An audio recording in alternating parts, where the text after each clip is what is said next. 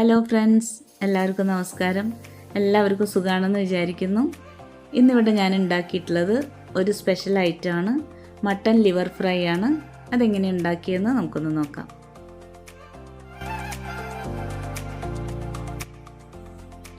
$300 ലിവറാണ് കേട്ടോ ഞാൻ എടുത്തിട്ടുള്ളത്. അപ്പോൾ അതിലേക്ക് ചെറിയ ഉള്ളി, ഇഞ്ചി, വെളുത്തുള്ളി, പെരിഞ്ജീരകം, കറിവേപ്പില, പിന്നെ ഉണ്ടാക്കുന്ന സമയത്ത് ഞാനൊരു സവാള കൂടി ആഡ് ചെയ്തിട്ടുണ്ടായിരുന്നു. അപ്പോൾ നന്നായിട്ട് കഴുകി വെച്ച ലിവറിലേക്ക് കുരുമുളക് പൊടി ഇട്ട് കൊടുത്തു, കുറച്ച് മഞ്ഞൾപ്പൊടി.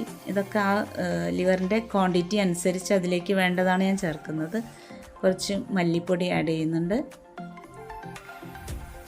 പിന്നീട് വളരെ കുറഞ്ഞതാണ് മുളക് പൊടി ചേർത്തിട്ടുള്ളൂ, വളരെ കുറഞ്ഞ മുളക് പൊടി ചേർത്തിട്ടുള്ളൂ. പിന്നെ ആവശ്യത്തിന് ഉപ്പും ചേർത്ത് നന്നായിട്ട് കൈകൊണ്ട് മിക്സ് ചെയ്ത് വെച്ചു.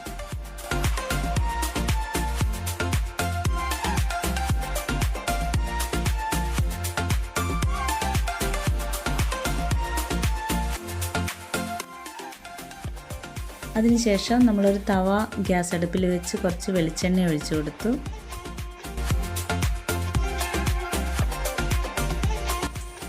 എണ്ണ നന്നായി ചൂടായി വരുന്ന സമയത്ത് ഒരു സവാള കട്ട് ചെയ്തത് ഇട്ട് നന്നായിട്ട് വഴറ്റി കൊടുക്കാം. പിന്നീട് നമ്മൾ ചതച്ച് വെച്ചിട്ടുള്ള ചെറിയ ഉള്ളി, വെളുത്തുള്ളി, ഇഞ്ചി, പെരിഞ്ജീരകം അതുകൂടി അതിലേക്ക് ചേർത്ത് നന്നായിട്ട് വഴറ്റി കൊടുക്കാം.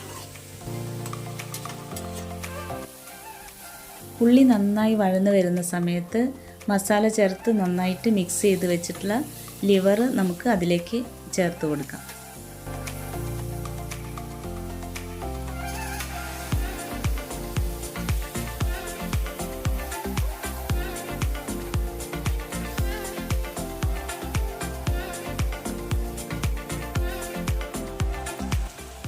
ഇതിലേക്ക് 2 സ്പൂണ് വെള്ളം ചേർത്തിട്ടുണ്ട് ഞാൻ. എന്നിട്ട് നമുക്കത് നന്നായിട്ട് മിക്സ് ചെയ്ത് കുറച്ച് സമയം വേവാൻ വേണ്ടിയിട്ട് വയ്ക്കാം. ഇതിനിടയ്ക്ക് 2-3 തവണ മൂടി തുറന്ന് ഞാൻ ഇളക്കി കൊടുത്തിട്ടുണ്ടായിരുന്നു. സിമ്മിലാണ് നമ്മൾ വയ്ക്കേണ്ടത്.